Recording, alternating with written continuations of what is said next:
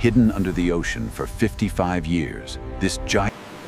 For more than half a century, this stretch of ocean has held a secret. Far below the surface, beyond... Today, advanced sonar and deep-sea imaging technology allow us to scan thousands of square kilometers.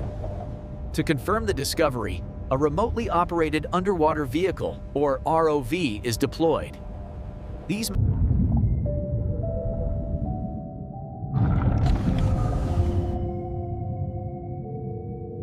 But 55 years underwater is unforgiving. Saltwater triggers relentless corrosion. Different metals react electrically against each other. To engineers and historians, this is a priceless artifact, a frozen moment in the evolution of robotics. But discovering it is only the beginning. Now begins one of the most challenging engineering tasks imaginable. This is the start of a remarkable restoration journey. A lost machine. The 1960s marked a turning point in industrial engineering. Factories around the world were beginning to experiment with robots. The answer came in the form of a massive hydraulic robot, designed to mimic the strength and versatility of a human diver, but on a monumental scale. Unlike modern robots, this machine had no computer. Its movements were purely mechanical, driven by hydraulics and analog signal control. In this era, hydraulics were the only technology capable of producing human-like force at industrial scale. Its brain was not digital. Operators on the surface controlled the robot using...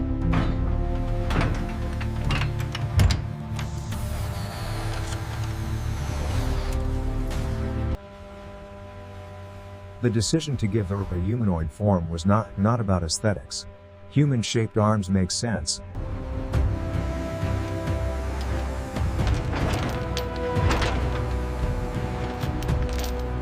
The first open water trial was carefully planned. The robot would be lowered to depth while tethered to the surface by a reinforced umbilical cable.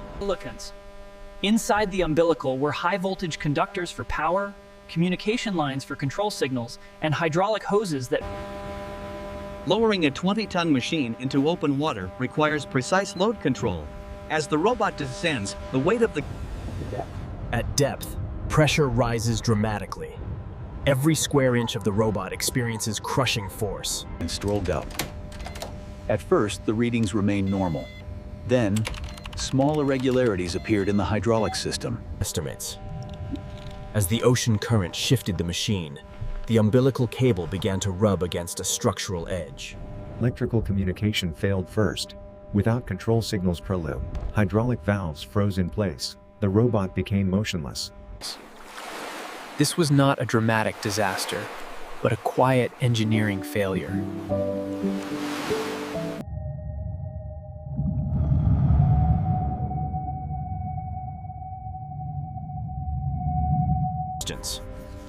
To raise a 20-ton object from the seabed, engineers calculate static load, dynamic movement forces, and safety margin. Instead of attaching to corroded metal surfaces, specially designed lifting slings cradle the robot across strong structures. To reduce the strain on lifting cables, engineers add buoyancy bags, essentially underwater balloons filled with... The first moment of separation is the most critical. Silt suction breaks. Loads redistribute. Sensor... As the robot approaches the surface, control shifts from buoyancy systems to the ship's primary crane. After decades in darkness, the robot finally rises into daylight once more. The machine is secured into a reinforced cradle, protecting it from movement during transit. The ocean may look peaceful, but chemically it is incredibly active.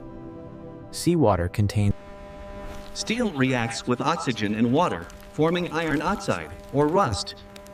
At the ocean floor, smoke. The robot was built from multiple metals: steel frames, bronze bushings, aluminum covers, copper wiring. Rubber hoses stiffen and crack. Seals swell and eventually fail. Hydraulic oil, once sealed... Over time, the robot became part of the underwater ecosystem. Barnacles anchored to the metal.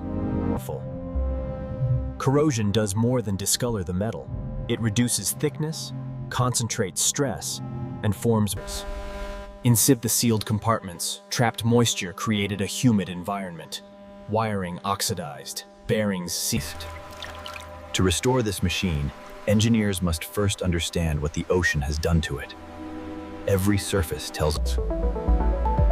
Once recovered from the sea, the first priority is stabilization.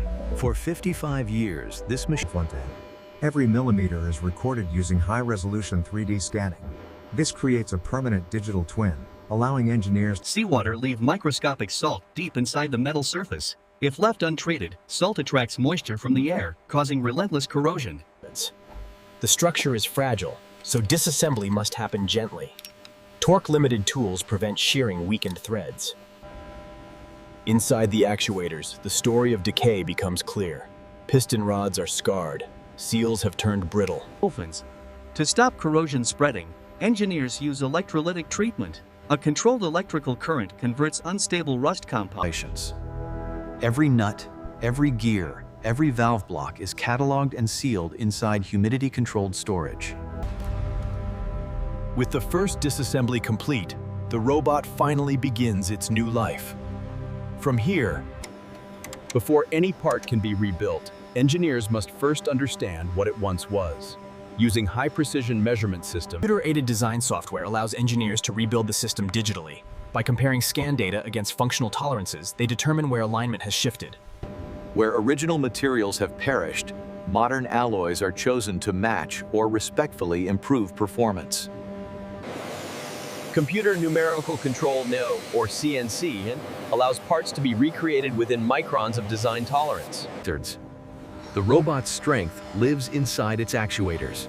New seals, seats, and rods are manufactured. Then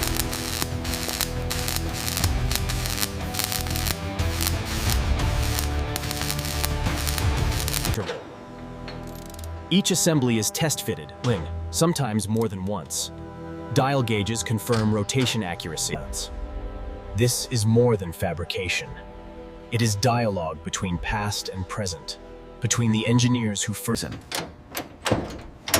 at the center of the robot lies its control core, a network of analog relays. Copper oxidizes, insulation hardens and cracks, and moisture transforms once reliable connectors into resistive faults. New wiring harnesses are created using modern insulation materials, but with the same routing and architecture as the originals. Shielding prevents electrical noise. This robot does not think electronically. Instead, hydraulic logic controls its strength and movement. Because this machine operates in harsh environments, power must be perfectly conditioned. Voltage spikes are absorbed. With new wiring, restored hydraulics, and stabilized electronics, the system is energized. It is a small movement, but a historic one. For the first time in more than half a century, the robot responds to control.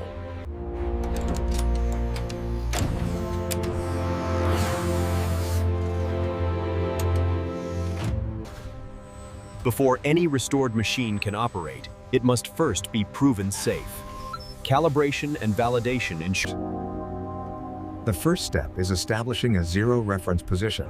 Sensors record the neutral angle of each joint. Hydraulic systems behave differently under load, so pressure is increased in controlled stages, while engineers study response curves. Calibrated test weights simulate real-world lifting forces. Load cells measure output torque and structural deflections. Smooth motion is essential. Friction causes heat, heat accelerates wear, and wear eventually becomes failure. In analog systems, timing matters. Engineers measure the delay between control input and hydraulic motion.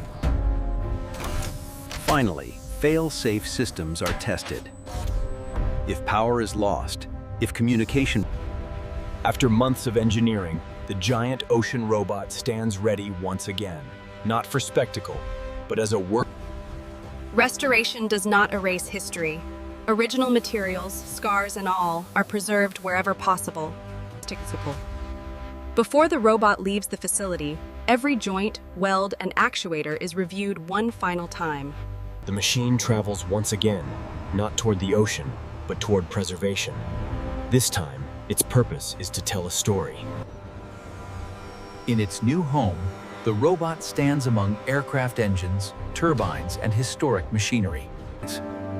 Visitors learn how hydraulics multiply force, how analog controls direct motion, how marine corrosion. For students, this machine is more than an exhibit. It is a bridge between imagination and reality.